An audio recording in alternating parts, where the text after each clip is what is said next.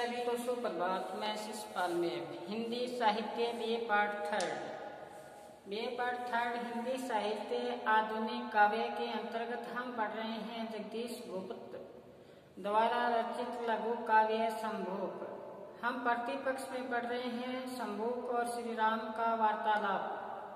हमने पेज संख्या हमने 63 तक, संभोग की पेज संख्या 63 तक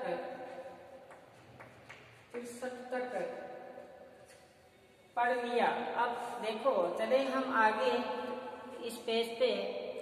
तो शंभू क्या कहते हैं और राम क्या कहते हैं। शंभू कहते हैं कि बस करो शंभू अति सर्वत वर्जित सूर्य कुल की कीर्ति। कहते हैं मेरा जो कुल है वो सूर्य कुल है, इस सूर्य कुल में कहीं कलंकित नहीं है। मैंने जो भी कहा वो सही कहा है। जब मैंने विनय के भाव कहे तो विनय की बातें कही। समुद्र को माना नहीं तो मैंने निकाला धनुष और बाण से प्रहार करने की चेष्टा की तो उन्होंने मुझे रास्ता दिया। अब यही बात यहाँ पर बताया। तो ये बताते हैं शंभुक जी, ये कहते हैं कि आपने जो वध किया, आपने क्या किया। गुरु जी बताते हैं राम पर आपेक्ष लगाया कि राम हमेशा स्वार्थ वृत्ति अपनाई है। आपने सदैव क्या अपनाई है, स्वार्थ की वृत्ति अपनाई है। कभी अपनों का कभी आपने क्या वध नहीं किया है।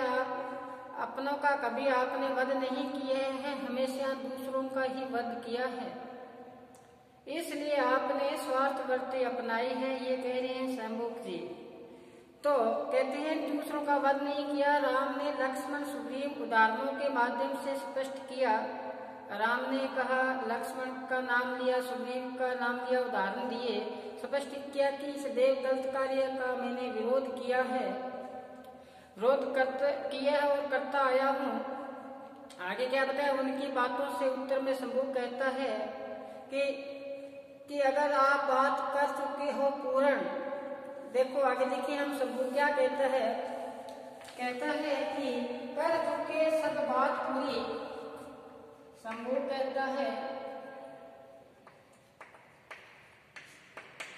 कर चुके सब बात पूरी। तो क्या बताया, हो गया मन शांत, हो गया मन शांत।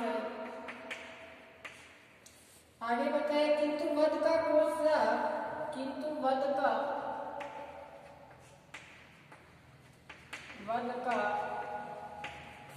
कौन सा इनमें दिया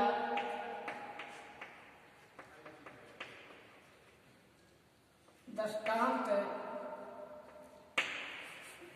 बस रहा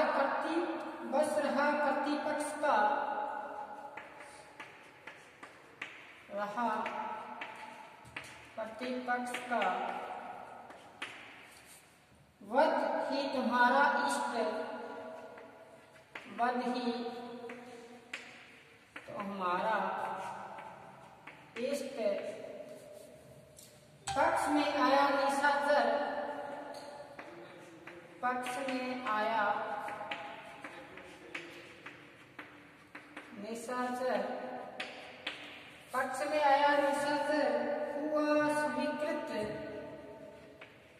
हुआ स्वीकृत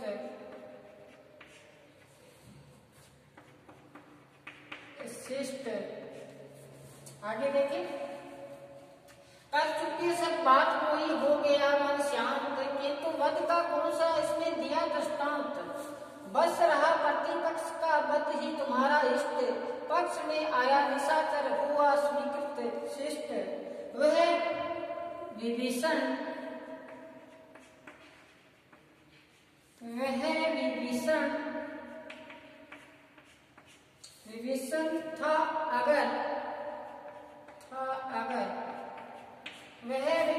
था अगर केवल तुम्हारा भगत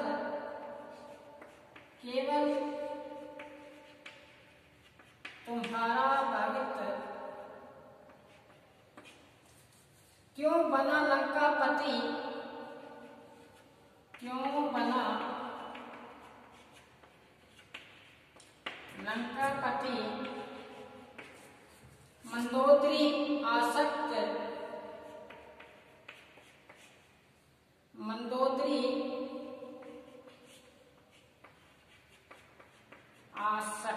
आसक्ता से मोहित होना।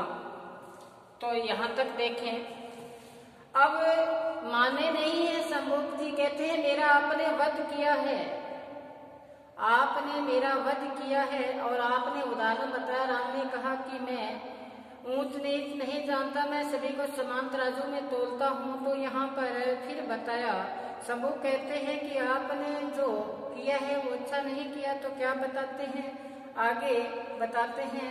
संभोग कहते हैं कि कर चुके बात पूरी, कहते आप बात पूरी कर चुके हो, अब आपका मन क्या हो चुका है, शांत। लेकिन आपने यहाँ कौन सा उदाहरण दिया है, यहाँ पर वध का उदाहरण नहीं दिया। आप तो बस सदैव प्रतिपक्षी रहा है आपका तो, और यही आपका क्या है, ध्येय रहा है। क्या है ध्येय? जो भी आपके पक्ष में राक्षस आए वो भी आपको क्या हुआ, स्वीकार हुए। उनको आपने क्या माना है, शिष्ट माना है। राक्षस की बात किसकी कर रहे हैं, विभीषण की बात कर रहे हैं कि आपके शरण में कौन आया, विभीषण आया। लेकिन विभीषण तो भाई किसका था, रावण का था। और इनका भी स्नेह किसके साथ था, लंकापति के साथ था, इनकी पत्नी मंदोदरी के साथ भी था। तो कहते हैं आपने सदैव ही चालाकी के साथ ही वध किया है। वही बात यहाँ बताते हैं कि मन शांत हो गया तो बात बताओ, जो भी उदाहरण सही ठहराते हो आप, उसमें से वध का उदाहरण तो एक ही नहीं है। जो आपने मेरा वध किया उसका उदाहरण तो एक ही नहीं है, क्योंकि अपनों का कभी आपने वध किया ही नहीं, सिर्फ समझाया है। अपनों को तो समझाया है, वध नहीं किया अपनों का। फिर कहते हैं तुम्हारी इच्छा सदैव प्रतिपक्षियों की वध करने की रही है, जो आपके विपरीत चला उसका आपने क्या कर दिया, वध कर दिया।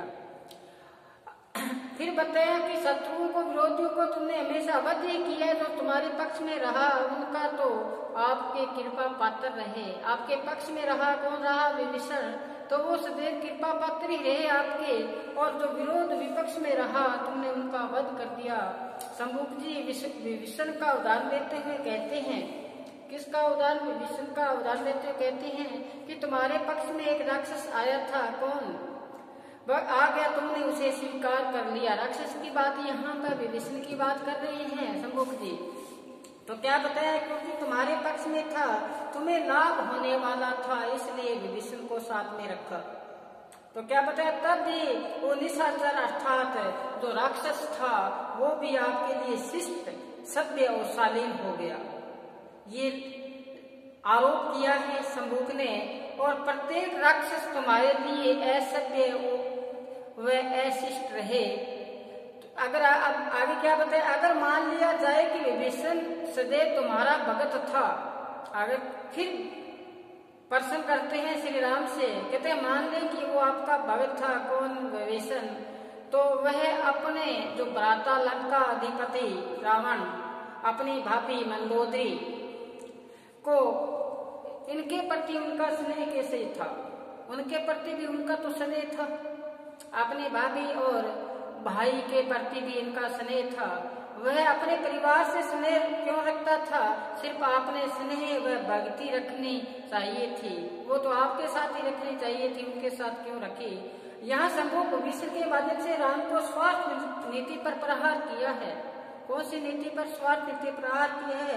विभीषण राक्षस है लेकिन राम के कार्य महत्वपूर्ण योगदान देता है, इसलिए राम के पक्ष में है, इसलिए अपने साथ मिला लिया। अन्य सभी राक्षस का आपने क्या कर दिया, वध कर दिया। ये बात कही है यहाँ पर। तो आगे देखो क्या बताए, आगे कहते हैं क्यों नहीं एकांत में जपता रहा हरि नाम, क्यों नहीं एकांत में, क्यों नहीं एकांत में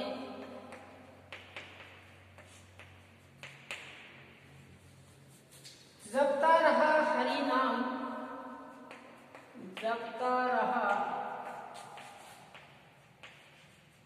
हरि नाम,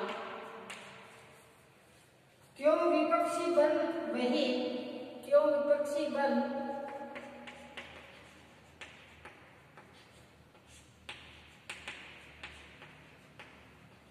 वही आया तुम्हारे काम, आया तुम्हारे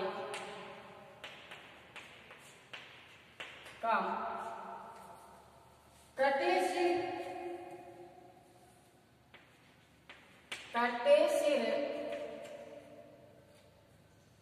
फिर लगी उगने, फिर लगी उगने, कटे सिर फिर लगी उगने, पट गया रण खेत, पट गया रण खेत, ना भी सर की ओर, ना भी की ओर, क्यों उसने किया संकेत, क्यों उसने किया संकेत, क्यों उसने किया संकेत, विभीषण के नाम से,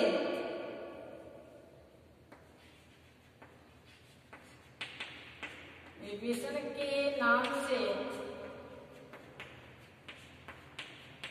नाम से हे राम अब भी, हे राम अब भी वंदना की गंध आती है, कि गंध आती है, आती है। विभीषण का अर्थ, विभीषण का अर्थ, विभीषण का अर्थ जन मन में, जन मन में, विभीषण का अर्थ जनमन में अभी तक बंधु गाती है, अभी तक गाती है। बहुत महत्वपूर्ण व्याख्या है ये, ध्यान से सुनो।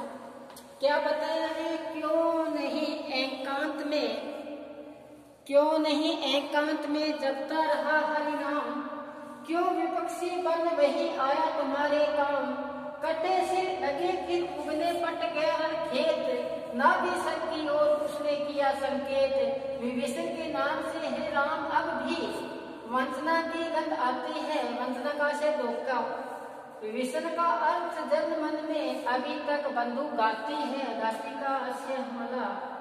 तो यहाँ पे कवि ने क्या बताया है, पट गया रण खेत, पट गया का आशय यहाँ पर भर जाना, रण खेत यानी युद्ध का मैदान, वंदना का मैंने बताया धोखा देना, किसी को ठगना, बंदूक आती भाई को मारने वाला।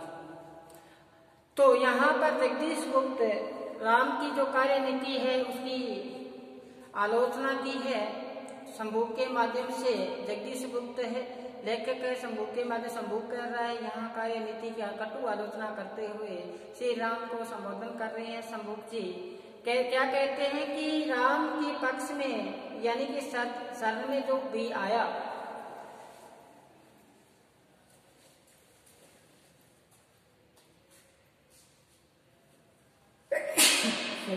राम की शरण में जो भी आया है उसके बारे में बताया है कि उसके जो रक्षा की है, लेकिन कोई विपक्षी है, विरोधी है, उसका सर्वनाश निश्चित है। जो उसकी शरण में चला गया उनका बचाव हुआ और जो विरोधी है उनका क्या हुआ, सर्वनाश, उनका क्या विनाश निश्चित है, ये बात शंभू कहता है। तो यहाँ रावण के भ्राता विभीषण के माध्यम से शंभू कहता है कि अगर विभीषण आपका भगत था, अगर आप कहते हो कि हमारा वो परम भगत था विभीषण, श्री राम से कहते हैं, तो वो एकांत में जाकर आपका नाम को वो वो क्या करता, जपता, आपके नाम को वो जपता, वहां पर हरि नाम का जाप करता। क्यों विपक्षी बनकर, यानी कि विरोधी होने के बाद भी तुम्हारे काम आया, अपने भाई का विरोधी बनकर आपके पास आया, इसलिए वो आपका हितैषी हुआ और आप वध कर देते हो और कहते हो हम हैं उदारक। यही बात यहाँ बताई कि वो निर्जन स्थान पर जाकर अपनी तपस्या करता, आपका नाम जपता, तो आराधना करता, क्यों हरि नाम का जाप करता, क्यों नहीं विपक्षी बनकर विरोधी होने के बाद भी तुम्हारा काम आया। रावण के साथ जब युद्ध हुआ, राम और यहाँ रावण का युद्ध हुआ, जब रामचंद्र जी ने अपने बाण की प्रहारों से जब उन पर तीर छोड़ते हैं, तो जैसे ही तीर का प्रहार होता है, शीश धड़ से अलग गिर पड़ता है। 10 शीश से बार बार शीश धड़ से धरा पर गिर पड़ते हैं, फिर हंसते हुए वापस जुड़ जाते हैं, अट्ठास करते हुए जुड़ जाते हैं। और ऐसी स्थिति में जब असंभव कार्य हो गया राम के लिए, तब क्या बताया है कि जमीन पर गिरते हुए अभ्यास करते हैं, घर से जुड़ जाते हैं। राम असमंजस्य स्थिति में थे कि क्या किया जाए, कि किस प्रकार रावण का वध हो जाए। उसी समय विभीषण ने एक संकेत किया था। क्या संकेत किया था कि इसकी नाभि की ओर संकेत किया था, और जैसे ही तीर, जैसे ही बाण राम छोड़ते हैं रावण की ओर, तो वो बाण लगता है नाभि में और रावण का वध हो जाता है। इसकी ओर संकेत यहाँ शंभु कहते हैं। तो ये किसने करवाया, विभीषण ने करवाया। घर का बेदी लंका ढाए, वो बात हुई ना यहाँ पे, वही बात यहाँ बताया कि संकेत किया, उसके पश्चात ही रावण का क्या हुआ, अंत हो गया। और भाई के प्रति ये इसने क्या किया, घात किया। विभीषण ने अपने भाई के प्रति घात किया, विश्वासघात किया, यानी कि धोखा किया। ये सब लोग कहते हैं कि राम विभीषण का नाम सिर्फ धोखे की गंध आती है। कहते हैं ये नाम जब भी हमारे सामने आता है विभीषण का, तो इसमें जो गंध आती है, वर्तना की गंध आती है, यानी धोखे की गंध आती है नाम में ही। तो क्या बताया, आती है विभीषण का अब जो प्राय है वो क्या बन गया, बंधुघाती हो गया। जो अपने भाई के साथ ही क्या करते, धोखा दे दे और उसको मृत्यु दिलवा दे। और ये सच है, इसमें भाई का विश्वास नहीं करता। जैसे ही ये ऐसे हुए हैं विभीषण जैसे, तो भाई पर विश्वास नहीं करेगा। तो यही बात यहाँ पर संभोग विभीषण को लंका का बेदी, वो बताया ना, घर का बेदी लंका ढाए का मुहावरा सिद्ध कर दिया। यहाँ पे विभीषण का उदाहरण बंधुघाती का अर्थ बताया। यहाँ पे सरल भाषा है, सहज भाषा है, इसमें कवि ने यहाँ बताया। तो आगे हम चले, फिर क्या बताते हैं आगे, एक बार अपने दृष्टि पे अंकित करें, फिर चलते हैं आगे। आगे चलें, आगे क्या बताया है, आगे बताया है राम क्या कहेंगे। फिर राम ने बताया, राम ने शंभु का प्रश्न का जवाब दिया। तो राम क्या कहते हैं, राम कहते हैं प्रजा का परितोष। राम ने क्या कहा, देखो राम ने कहा, सुना मैंने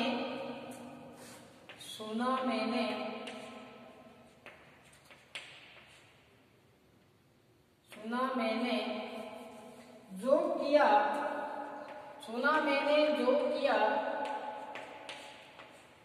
किया, तो तुमने अभी आपेक्ष,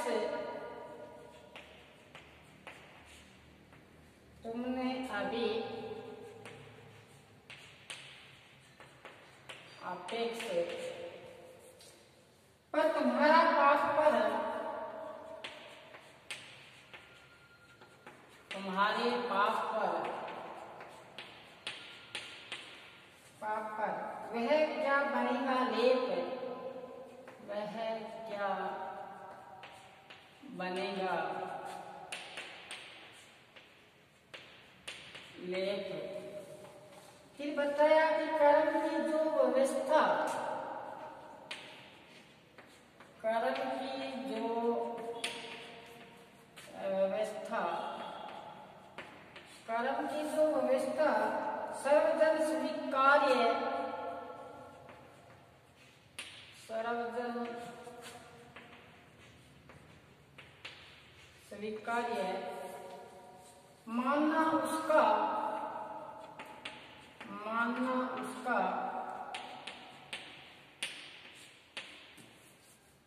किसी भी व्यक्ति को अनिवार्य, किसी भी व्यक्ति को अनिवार्य,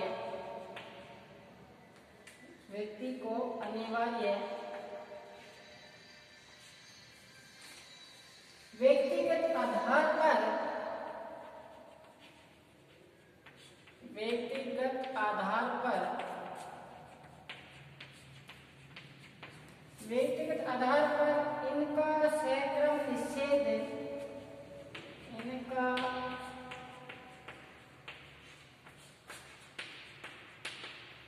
सक्रम निषेध या उल्लंघन, या की उल्लंघन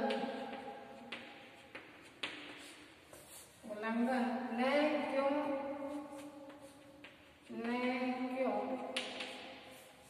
प्रेरित करे प्रतिषेध, प्रेरित करे प्रतिषेध। देखो कवि ने क्या बताया है यहाँ पर, कवि ने यहाँ पर बताया है कि सुना मैंने जो किया तुमने, अभी अपेक्ष राम कहते जो आपने बताया उसके बारे में मैंने सुन लिया है। संभोग जो आप बात कर रहे हो उस बात पर मैंने अच्छी तरह से सुन लिया। तुम्हारे पाप पर वह बनेगा क्या लेप, कहते जो आपने मेरे को आरोप लगाए हैं वो आपने जो पाप कर्म किए हैं उस पर क्या ये लेप बन जाएगा क्या? आप ढक लोगे क्या अपने पाप को?